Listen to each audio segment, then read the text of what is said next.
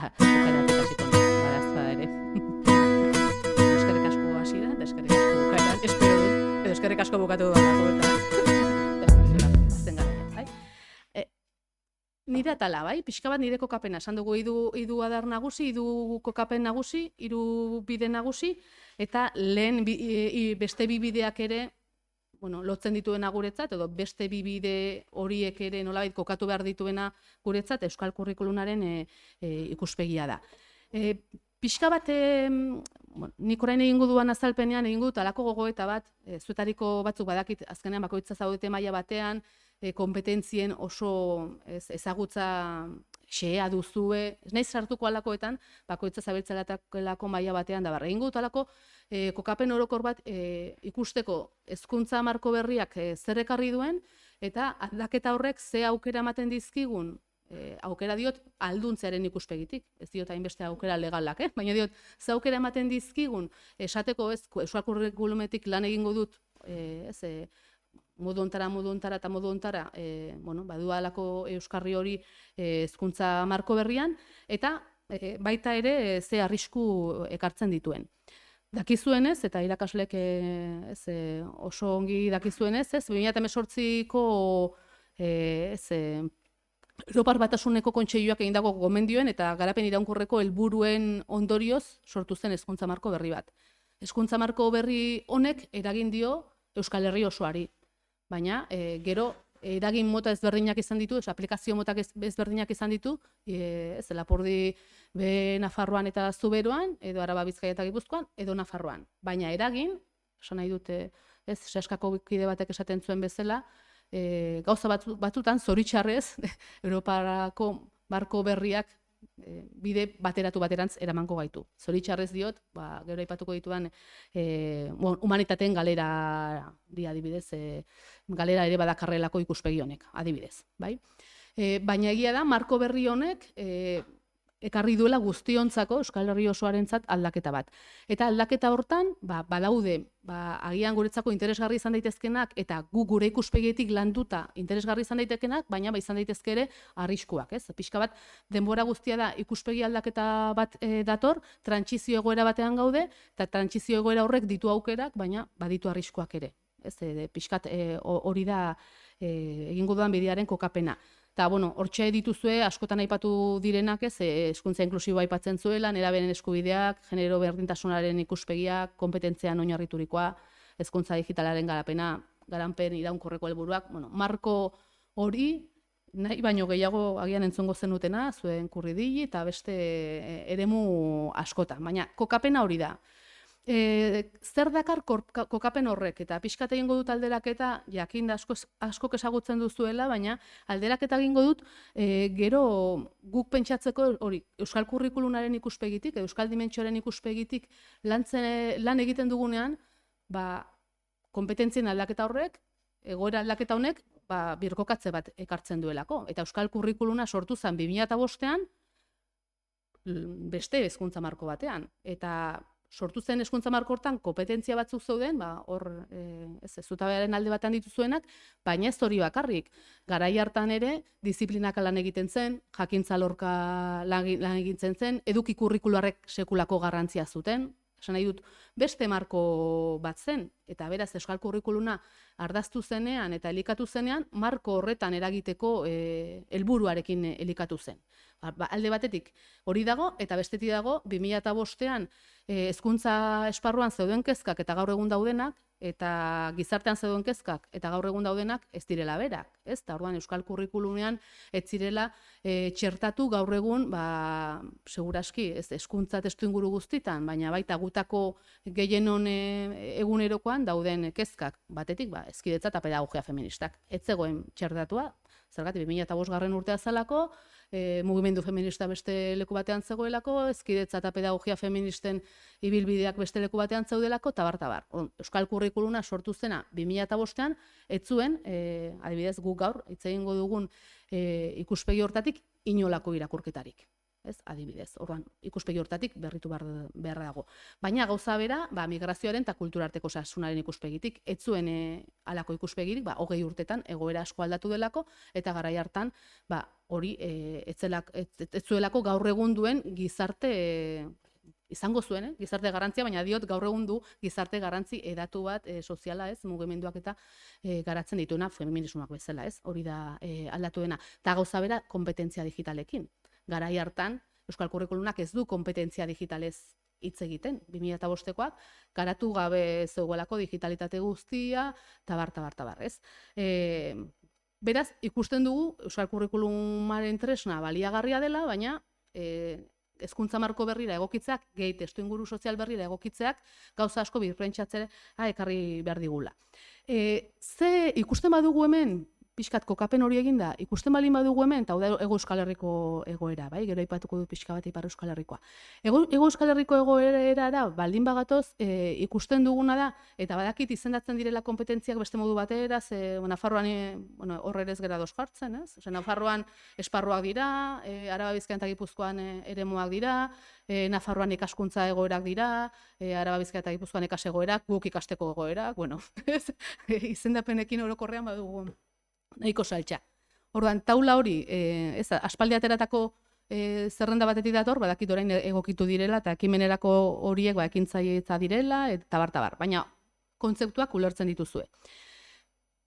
Ariketa bat egingo dugu ikusteko zertan, zeuden aurreko kurrikuluran oinarrizko zehar kompetentziak eta diziplina barneko kompetentziak, baina orain funtsezko kompetentzia daude eta kompetentzia espezifikoak, eta funtsezko kompetentzia horiek lotzen dira jakintza alor bakoitzeko kompetentzia espezifiko ezberdina da kokapena. Zelen zan, nolabait, diziplina barneko kompetentzia zuten garrantzia eta horietan arrazten genuen, da gero zehar lerroak, ez? Orain da, funtsezko kompetentziak eta horiek dituzte loturak, ez alako izar baten modura kompetentzia espezifikoekin.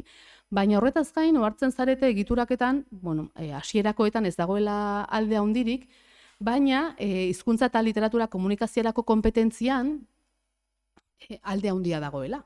Adibidez, eta badakit zerrenda ikusita hemen batez ere hizkuntza irakasleak gaudela, alde handia dagoela, batetik, hizkuntza komunikaziorako kompetentzia egon badago, horretik zegoena, literaturakoak kenduta.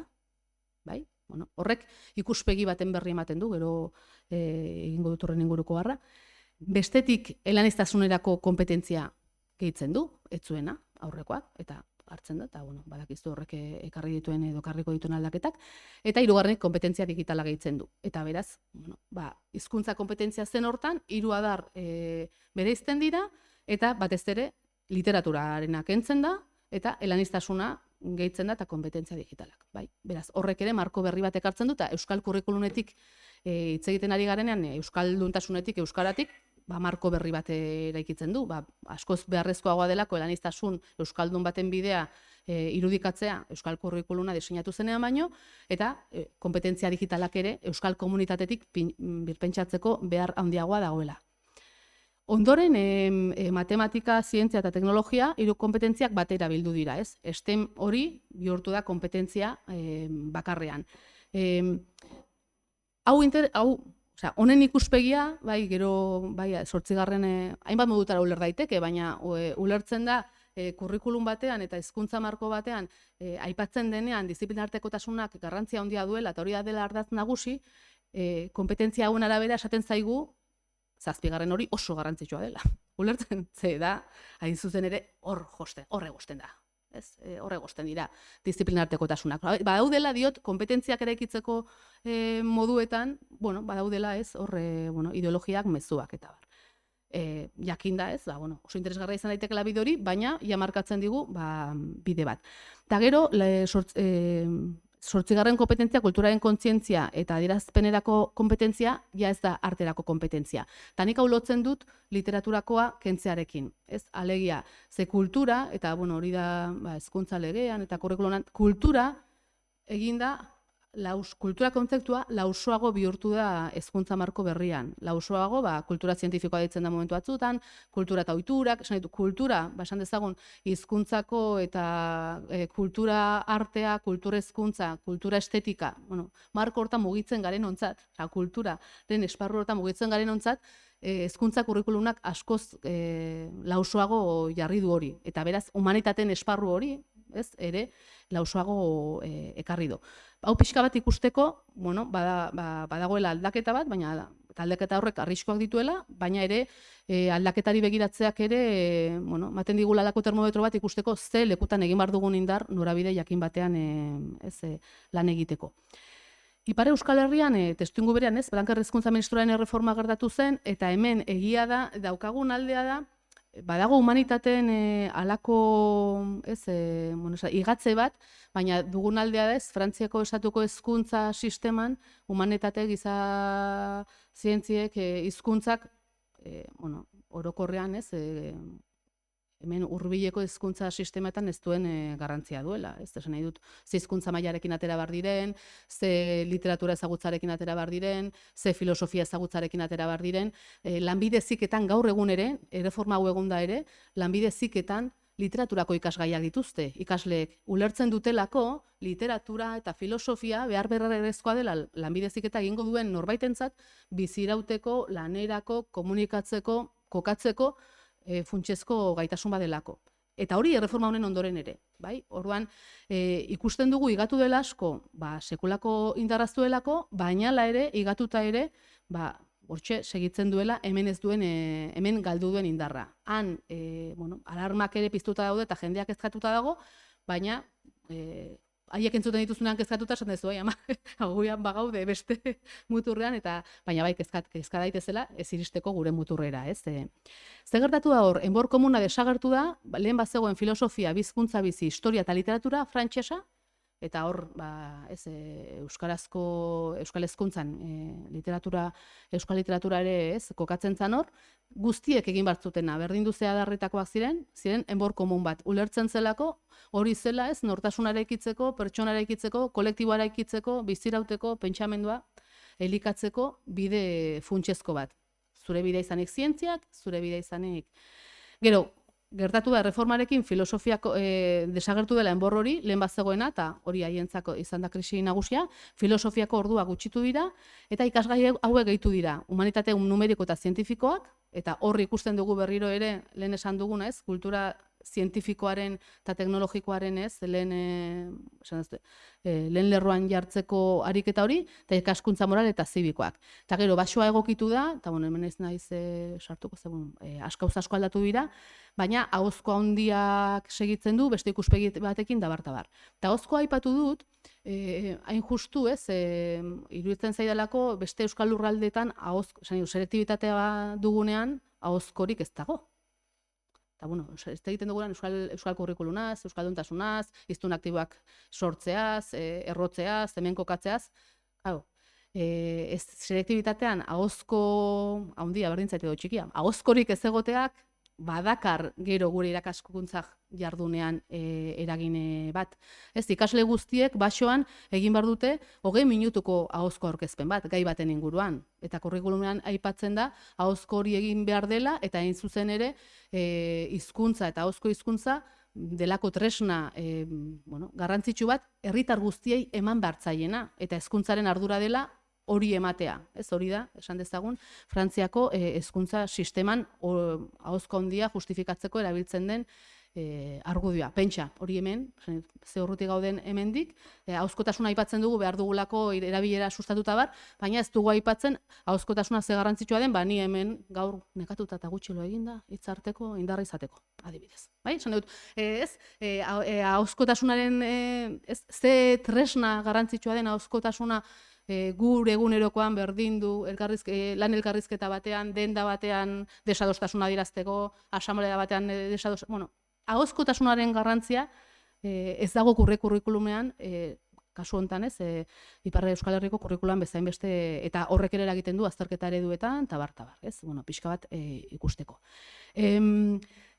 2005ko euskal kurrikulunak esan dute gauza batzuk ez zitula aipatzen eta gauza batzuk birpentsatu behar ditugula elkarrekin eta bide batekin norabide horretan, baina bazituen indargune asko aipatzen zirenak, jende batzuk lantzen dutena haien egunerokoan, kontzientziari dutelako eta euskal kurrikulunaren bide hortatik datozelako, baina inertziaz, eta abuztuetariko batzuekin askotan aipatuz, inertziaz galtzen ari direnak. Eta, gero esango jazue, ala ez bada, baina batetik indargunea zen lurraldetasunari, lurraldetasuna jartzen zuela lehen lerroan, eta kurrikulum partekatu bat egiteko beharra azpimarratzen zuela, eleaniztasunaren ikuspegi euskalduna, eta alde hortatik administrazioak elkarren artean koordinatzeko premia aldarrikatzen zuela, eta, 20 urte pasa dira, eta ez dut uste asko aurreratu dugunik norabide horretan, eta ikuspegiari begira leku batzutan agian atzeratu. Esan nahi dut, materialgintzan, azken urteotan egin diren azterketetan, ez da berriak berak egindako erreportajeetan eta bar, agertzen da, azkeneko 20 urtetan erabiltzen diren materialetan, atzerantz egin dela lurraldetasunaren ikuspegitik. Beraz, ez da aldarrikatzen zen 2005ean, baina materialei begira, gaur egun gehien erabiltzen diren materialetan, da hortxe dituzu erreportajeak, lurraldetasuna, berdin du mapari begira, jarri gabe gero edukietan, erreferentetan, dabar, baina lurralde mapari begira ere, badago atzera pauso bat. Beraz, horri hartzeko, ikuspegi hau bada heltzeko bide bat. Gizarte kohesioa eta giza garapena aipatzen zen, izitzaia gailendu behar zela alderdi profesionalen aurretik, eta gaur egun iruditzen zait are beharrezkoagoa dela aldarrikapena, hain zuzen ere hezkuntzan kurrikulunak etengabe, egia da, batzutan aipatzen dela, praktikotasun hori ere irakasleak erabaki dezakela zer den praktikoa izatea edo ez, baina askotan sustatzen den ikuspegia, gero irakasle bakoitzak egiten du bere, baina sustatzen den ikuspegia da lanerako, profesionalerako, pragmatiko, eta pragmatiko hori, ez da gian nik pragmatiko lortuko nukeena, agian niretzako oso pragmatikoa da bizirauteko tresnak izatea, tresna mentalak, baina beste batentzako agian pragmatikoa da, lanerako kate hortan sartzeko beharrezko diren tresna batzuei begira. Pedagogia berritzailea aipatzen zen, eta kompetentzietan oinarrituriko ikaskuntza, eta hori gaur egun hortxe kokatzen gara. Kurrikulum malgu eta irekia aipatzen zen, tokian tokiko egokitu daitekena, eta adarkatzeko aukerak ematen zituena, eta hori gaur egunean ere aipatzen da. Eta euskal kulturaren transmisioari ematen zitzaion leku espezifiko bat, eta gaur egun Heziberrin askoz ere espezifikoagoa zen, orain agertu den kurrikulunan baino. Aipatzen da zerbait, baina espezifikoagoa zen Heziberrin orain baino. Orduan, pixka bat ikusten duguna da, esan dezagun, urdin ez dagoen hortan da, gorriz daudenak dira, benetan oraingo hezkuntza markoak ematen dizkigun bi kokagune, horiek baditugu hezkuntza marko berrian, baina lurraldetasunarena ez dugu, euskal kulturaren transmisioarena ez dugu, eta gizarte kohesioa eta giza garapena aipatzen da, garapen jasangarriaren ikuspegitik, baina nik uste ez hori indartu beharko genukela, garapen jasangarriaren ikuspegi hori, nire ustez, ezakite, feminismotik lan egiten dugunek, euskalduntasunetik, ezkerretik, eta ikuspegi hortatik lan egin nahi dugunek, azken batean ikuspegi hori egon dadienez, garapen jasangarria ulertzeko moduan, eta ez beste bat. Ados, pixka bat aurrera egin da, orain aipatuko ditut, zehatzago nik ikusten dituan aukerak, izenburu aukerak, arriskoak eta erronkak, hiru ataletan. Zein aukera ikusten dizkiot, jakinda, testuinguru guzti hori dela, ze aukera ikusten dizkiot euskal hezkuntza kurrikulum berriari. Kasu honetan, arituko naiz Araba Bizkaia, Gipuzkoa eta Nafarroaren inguruan, Lapurren eta beste lurraldetan ez dagoelako kurrikulum egituraturik, dago sehaskak egituratzen duena, baina ez dago kurrikulum egituraturik. Zaukera ikusten dizkiote batetik konpetentziei eta ezagutzai begira, ezagutza soziolinguistikoa sartu dute aurrekoetan baino askoz gehiago. Egia da, ezagutza soziolinguistiko hori kokatzeko modua oso Espainiako testuingurutik egindako kokapena dela, eta da, Espainiako hizkuntza ofizialak ezagutzea, eta bar, Baina egia da, ezagutza soziolinguistikoari garrantzia emateak eta eleaniztasunaren kompetentziak ere horrekin lotura egitea, ematen digula aukera guri, ezagutza soziolinguistikoa, ezkematen ez, diglosiatik, hizkuntza gutxitu batetik, garatzeko, hori bada helduleku bat, ezagutza soziolinguistikoa lantzeko eskatzen bazaigu, guk erabaki dezakegu ikasteko egoerak eta bestelako materialak norberak ustez ez, tokian toki garatu behar direnez, horrek ematen digu helduleku bat, orain baino gehiago lantzeko, esan dezagun ez, alako gaiak ez, hizkuntza gatazka eta hiztunen ahalduntzea bera lantzeko, printzipioz, marko kurrikular hobea genuke, edo behintzat helduleku bat izan dezakegu, bai, jakinda ez dela gure ikuspegia hor agertzen dena, ez, baina diot guk ze helduleku hartu ditzakegun esateko, ezagutza soziolinguistikoa landuko dut, kurrikulunak esaten du, gero, ez, guk lantzeko hizkuntza gatazkaren ikuspegitik. Gainera, garapen jasan iraunkorreko markoak ere, egia da, eta hizkuntza legean ez da aipatzen, eta kurrikulunean ia ez, baina printzipioz, garapen iraunkorreko markoak ere, barnean hartzen ditu kultur eskubideen markoa, ez, hizkuntza eskubideen eta kultur eskubideen markoa. Besterik da, gure hizkuntza kurrikulunean, Europar Batasunean eta guzti horiek egin dutela txanda pasa, ez? Besterik da, guzti horiek garapen jasangarria landu dutenean, txanda pasa egin dutela hizkuntza eskubideak eta kultur eskubideen gaia agertu denean, baina printzipioz guk marko horri helduz gero, marko horrek, eta esan dezagun, badena Europar markoa ere, ez, kulture eskubideena eta hizkuntza eskubideena, hortan, badago hizkuntza gatazkak eta hizkuntzen alduntzea lantzeko bidea, ez? Orduan ez kurrikulunetan, baina gorago joan da, hartu genezake markori. Beste aukera bada komunikazio multimodala. Aurreko kurrikulunean ez bezala, izugarri aipatzen da alfabetatze multimodala, ez, nolabait, hitzaren askotariko dimentsioak, hotsa, irudia, gorputza, eta horrek ere aukera asko ematen dizkigu, besteak beste, ahozkotasuna, komunikazio gorpuztua, ritual kolektiboak, sare sozialak lantzeko, eta horiek badira aukerak, esan dezagun, euskalduntasunetik, errotzetik, okatzeko beste bide batzuk lantzeko, ez? Azkenean, gurean ere hitzidatziak izan du pisu nagusia, eta alfabetatze mota guztietan, baina gero ikusi dugu, ondorio bat izan dela, testu inguru soziolinguistikoaren arabera, ikasle batzuek euskera eta euskal herriarekiko eta euskal kulturarekiko lotura txikia izan dutela eta izan dutena izan dela idatziz eskolarako, ez?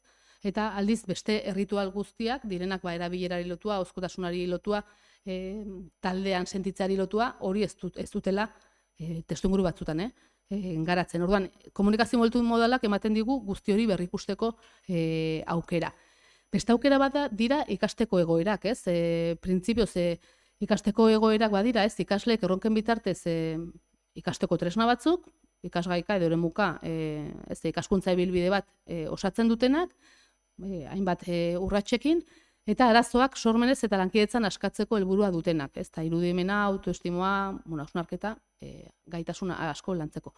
Ikasteko egoerak ikastetxeetan sortzeak, eta beraz, testu liburuekin lan ez egiteko aukerak sortzen ditu ere, esatezagun euskal kurrikulunetek materialak sortzeko aukera handiagoak, zailtasunak ere, ez? Esan dut, bada aukera eta bada zailtasuna, baina printzipioz irakasle taldea ados baldin badago aukera handiagoak daude. Hortxe ezaugarri batzuk, baina ezagutzen dituzuenak ez gera, baina gizarteko intereseko gaiak eta ikuspegi kritikoa lantzeko helburuari heldu bertzaionez ikasteko egoera batean, zer den gizarteko intereseko gai bat, edo zer den ikuspegi kritikoa, ikastetxeak berak bat egiten baldin badu, hortik guk esan dugun hiru ardatzetan, printzipioz markoak emango liguke aukera ikasteko egoerak hiru ardatz horiek kontuan hartuta garatzeko. Zein da beste aukera bat prozedurena, ez? Disiplinartekotasunean eta disiplinartekotasunari garrantzia emateak aukera ematen ditu, ez, nolabait jakintza alorren artean bide partekatuak egiteko eta beraz hizkuntza, kultura eta herri atxikimendua ez izateko euskara eta literatura ikasgaiko jarduna bakarrik. Esate dut aukerak, gero badakit, hemen egongo zate euskara irakasle asko eta ze zailtasun dauden gero ikastetxean hori bide konpartitua eta partekatua izan dadin. Baina, printzipioz, disiplinartekotasunak eman beharko luke, edo behintzat da aukera bat, heldu dezakeguna, izateko, azken batean, ez da, atxikimendu hori izan dadin disiplinartekotasunetan ere landuko dena. Ikasgaien egitura berriei begira, ez badago proiektu komunitarioen eremu hori, gero ez hemen txingudikoek aurkeztuko dizkiguten proiektuetan ere garatu dena, eta proiektu komunitarioek ez gizarte aldaketan eta balio sozialetan ainguraturiko proiektuak dira, eta horretarako ez, azken batean ikasordu batzuk eskaintzen dira. Proiektu komunitarioa bera bada espazio bat aukera ematen diguna, printzipio ez, gizarte aldaketara eta balio sozialeta lantzeko balin bada, aukera ematen digu ez, euskal kurrikulumari dagozkion ekarpenak egiteko. Eta beste bide bat, ikasgaien egitura berrietan, matematika kokatu dute kompetentzian, esan bezala, beste STEAM horiekin batera, euskal kurrikulumean ez zegoen matematika kokatuta, hori ere zerpentsatu ematen du, zergatik euskal matematikak ez zegoen euskal kurrikulumean, gero izango dugu Leire Etxeberriak kokapen hori egingo diguna, ariketa hori oso interesgarria dena, nola kokatu matematika eta matematikaren kompetentzian euskal kurrikulumetik, baina, jada, STEAM kompetentzia hortan bali badugu, ja, printzipioz ez da kanpoan geratzen, beste hiru eremuak baztauden euskal kurrikulumean, baina gainera disiplinartekotasun horrek, nolabait matematikaren eremuan ere euskal kurrikulumena birpentsatzeko aukera ematen digu. Arriskuei begira, zeintzuk dira arriskuak? Prozedura batzuetan behintzat arriskuak daude, batetik eremuei begira, badakigu proposamena dela, baina batzutan proposatu da hizkuntza eta gizarte eremua batzea, eta euskera eta literatura, gaztelania eta literatura eta geografia eta historia batzea. Eta, gero hor, zientzia eta matematika eremua. Baina ez hartuko zientzia eta matematika eremuan, gero inork oharrik egin nahi badu onkietorria, ez dudalako, ez zuek ezagutuko duzu gehiago. Baina egia da, hortxe egon da, iritzi kontrajarriak egon dira, edo bentsat ez da adostasunik egon, euskara eta literatura, gaztelania eta literatura eta geografia eta historia bateraturik eman behar den ala ez horrekin. Proposamena da, hasieran etzan proposamena, gero proposamena da, ezagutzen duzu prozesuan nik baino hobeto, baina niretzat arrisku bat da. Badakit jende guztiak ez duela hori pentsatzen, baina niretzat arrisku bat da. Zergatik da arrisku bat? Batetik, euskara ematen duenak gaztelania ere ematen balin badu, ez delako euskal referente. Ja, berez. Eta testuinguru soziolinguistiko batzuetan horrek ez du inolako arazorik, baina beste batzuetan euskal referentea galtzeak sekulako ahulgunea sortzea da. Eta bestetik ez dudalako uste, batzutan ikuspegia partekatzea ere zaila da. Esan nahi dut, irakasle bera bada, erretxagoa da, baina bi irakasle balin badira batzutan ikuspegia partekatzea ere zaila da. Ez da bakarrik hizkuntza ikuspegia, hasten balin bagara kurrikulumaren ikuspegitik eta euskal kurrikulumaren ikuspegitik, batzutan ez du beti zertan ala izan, baina batzutan zaila da. Eta bestetik, ze hizkuntza praktika egin, badago adibide bat Eusko Jaurlaritzak ematen duena, eta adibidea da egintzazu gida turistiko bat, hori ere interesa gizarte, egintzazu gida historiko, egingo dut, gobarra. Egintzazu gida turistiko bat, pentsatuz, etor daitezkela hainbat kanpoko jende lagun, eta zer akutsiko zenion zure hiritik. Eta egon behar du hainbat hizkuntzatan. Kasualidadez, hainbat hizkuntza horiek dira, gaztelera, euskara, ingelesa, eta zure etxeko hizkuntza. Hola jarrita. Claro, niri zalantza sortzen zait, gaian zuei ez, eta nik baino tresna gehiago dituzue, nik ikasleekin lanean egon naizenean, batzutan euskarazko produktu bat eskatzean, testuinguru soziolinguistikoa aldekoa ez denean, beti ere, hori. Euskarazko produktu bat egitea eskatzen dianean, ez dira ditu euskeraz, eskatzen bali badiet produktu bat gazteleraz, ingelesez eta euskeraz, gaztelera sortuko dute, ingelesera itzuliko dute, gazteleraz pentsatuko dute, eta euskarara itzuliko dute. Eta niri horrek, hiru eremu hauek elkartzak arrisku handi bat iruditzen zait euskal erreferenteen eta euskal kurrikulumari begira ere, eta gero ja gida turistikoarena, giza interes hori, zer dan gizarte intereseko zerbait, niretzako ez da gizarte intereseko zerbait. Hori oso pertsonala da, baina niretzako gida turistiko bat sortzea, izatea ikasteko egoera bat gizarte interesa duena, ere garatzen ari den markoaren inguruko ikuspegi bat agertzen da. Gero, konpetentzia digitalei begira, kurrikulum berrietan baliabideak ditugu, sare digitalak, ikus-entzunezkoak eta bar, eta oso eduki digital gutxi dugu euskeraz, eta ikus-entzunezkoa eta bar. Orduan oso ondo dago, eta komunikazio multimodalak eta kompetentzia digitalek aukerak ematen dizkigute, baina egin behar dugu horiek sortzeko ahalegina, bestela, itxaso hortan, euskerazkoa eta euskal kurrikulumetik eraikitakoa oso gutxi da. Materialgintzari begira, egia da ez, tokiko ikasteko egoerak sortu behar direla, eta horrik aukera ematen duela euskal kurrikulumetik eta euskal dimentsiotik ikaskuntza ibilbideak sortzeko, baina, ez badago formaziorik, ez badago irizpiderik, ez badituzue baliabiderik, oso zaila da. Esan nahi dut, aukerak ematen du, baina, materialgintza errexagoa da bere zailtasunekin, gero lan egin behar da.